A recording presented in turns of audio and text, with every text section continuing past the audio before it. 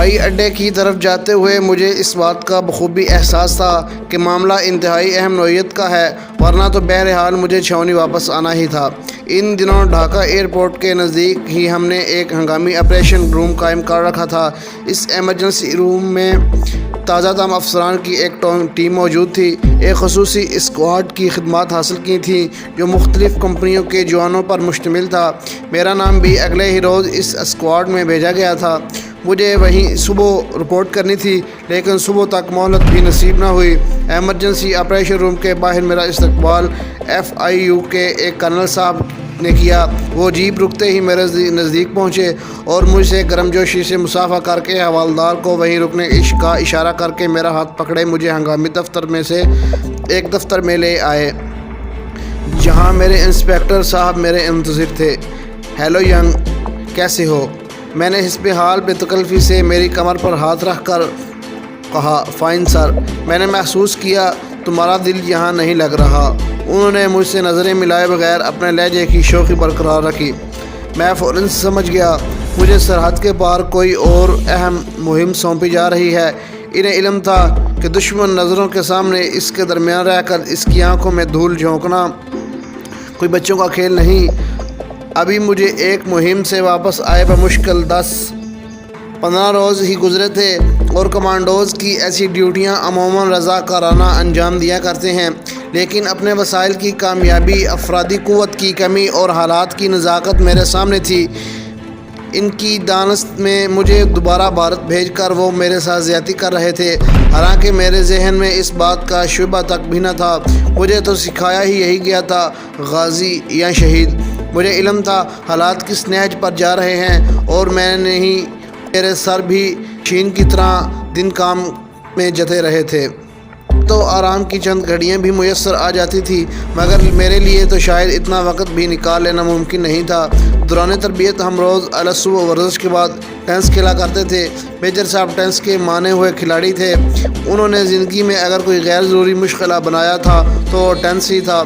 صبح وہ ٹریننگ سے فراغت کے پاتے ہی وہ ٹینس کورٹ کا رخ کرتے۔ ایک دفعہ انہوں نے اندازاً مجھ سے کہا، بوائے، مورچے میں بھی میرے ساتھ ریکٹ کرو۔ وہ آج حالات نے انہیں جس کورٹ میں دھکیلا تھا، وہاں انہیں ٹینس کھیلنے کی، سر کھجانے کی بھی مہلت میسر نہیں۔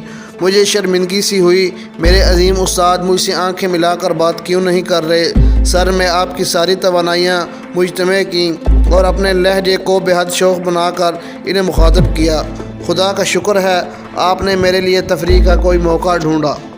یہاں روزانہ ٹھائیں سن کر تنگ آ گئے ہیں۔ اگر اتفاق سونے کو چند گھڑیاں میسر آ جائیں تو رات کو خوب میں خود کو بھی مصروف جہاد پاتے ہیں۔ وہاں کم از کم زندگی کو رنگینی سونگھنے کو تو میسر آتی تھی۔ اپنی بات کے اختتام پر میں نے خود ہی ایک کہکہ بھی اپنی دانست میں بلند کیا۔ میں اس بات سے بخوبی آگاہ تھا کہ اسی ہنسی کے کھوکھلے پن کا احساس مجھے ہی نہیں، محترم استاد کو بھی ہے۔ وہ میرے قریب آئے، میرے دونوں کندھوں پر ہاتھ رکھ کر انہوں نے بے اختیار مجھے سینے سے چمٹا لیا۔ بیٹے، مجھے فخر ہے تم پر، انہوں نے میری پیٹھ تھپکتے ہوئے کہا۔ سر، اول تو ایسی کوئی بات نہیں۔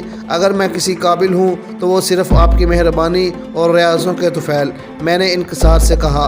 جن استادوں کو تم جیسے شاگرد میسر آئیں بیٹا، انہیں خود پر فخر کرنا چاہیے۔ ان کی بات کے خاتمے پر FIU کے کرنل صاحب خود ہی چائے کے برتن اٹھائے اندر داخل ہو گئے۔ ہم دونوں انہیں دیکھتے ہی مستعد ہو گئے، لیکن انہوں نے ہمیں نارمل ہونے کی ہدایت کی اور بڑی بے تکلفی سے ہنستے ہوئے چائے بنانے لگے۔ انہوں نے مسکراتے ہوئے چائے کی ایک پیالی ہمیں تھمائی اور ہم دونوں ساتھ لیے ملحق کمرے میں داخل ہوئے۔ یہ غالباً ان کا دفتر تھا۔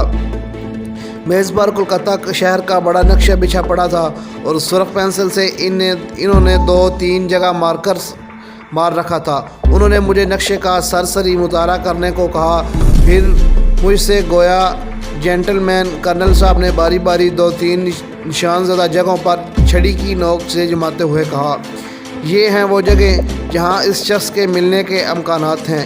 یہ کہتے ہوئے انہوں نے اپنی میز کی دراز سے ایک تصویر نکالی۔ یہ نیپالی حدود کی خد و خال رکھنے والے کسی شخص کی تصویر تھی۔ وہ کسی ریاست کا پرنس بنا سگار کے کش لگا رہا تھا۔ پس منظر کسی نائٹ کلب کا تھا۔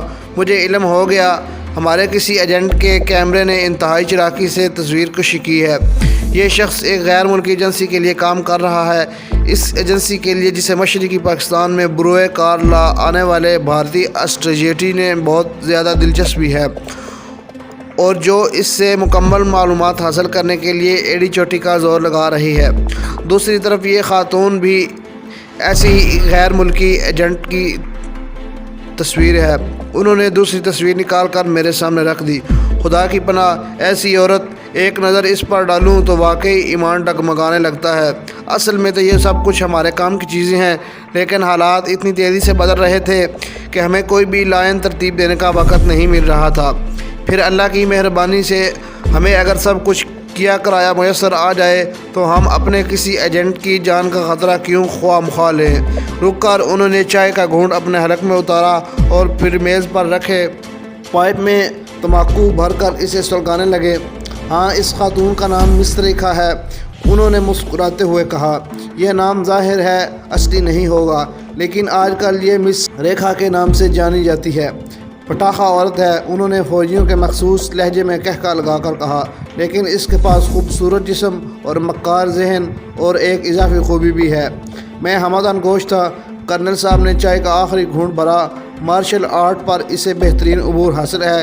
اس نے متعلقہ ایجنسی کے لیے صرف بھارت بلکہ یورپ کے کئی ممالک میں بھی اہم خدمات انجام دی ہیں۔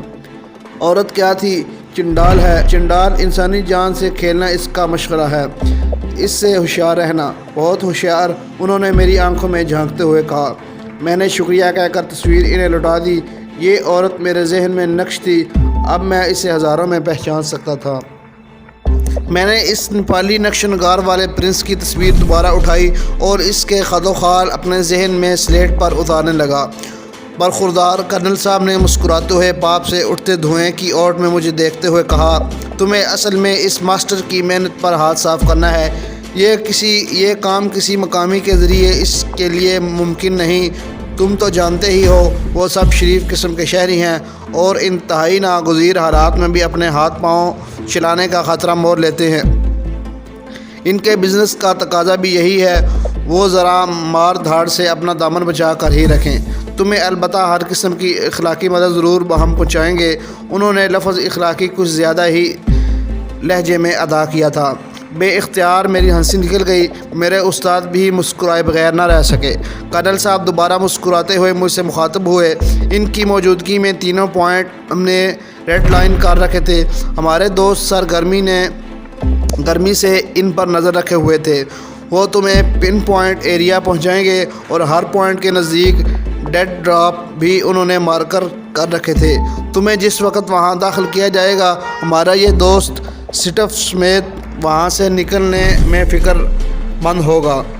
اس بات سے بے خبر کر رکھا کہ آدمی اس کے تعاقب میں ہے، وہ اس کی محنت پر ہاتھ ضائع کرنا چاہتی ہے۔ میرے دوست تمہیں ان دو بھیڑیوں میں سے کسی ایک کے منہ سے نوالا چھین کر اسے متعلقہ ایریا کے نزدیک مقررہ پوائنٹ پر ڈی ڈراپ پر کرنا ہے۔ پھر وہاں سے لڑتے بھڑتے ایک خاص جگہ تک پہنچنا ہے جس سے پہلے تمہیں مدد میسر نہیں آئے گی، کیونکہ بھارتی انٹیلیجنس کے کسی بھی مرحلے پر کھیل میں دخل انداز ہونے کے لیے چانسز موجود ہیں، اور اب ہم ان کے تعاقب کا خطرہ مول لینے کی پوزیشن میں ہرگز نہیں ہیں۔ وہ ایک لمحے کے لیے رک کر میرے چہرے پر اپنی کہی ہوئی باتوں کا رد عمل تلاش کرنے لگے، پھر مطمئن ہو کر دوبارہ مجھ سے مخاطب ہوئے۔ دوست، میں کبھی نہیں چاہوں گا تمہارے سامنے تصویر کا دوسرا رخ پیش نہ کروں۔ یہ مشن صرف تمہاری صلاحیتوں پر بے حد اعتماد کرتے ہوئے میں نے تمہیں سونپا ہے۔ اس کی اہمیت کاش میں تم پر واضح کر سکتا۔ انہوں نے مجھے حالات کی سنگینی کا احساس دلایا۔ میں بس دستور مسکراتا رہا۔ اس مرتبہ پیرا ٹرونگ لینڈنگ کرو گے تم، اور آج رات ہم ہر معاملہ جد از جد نمٹا کر رہیں گے۔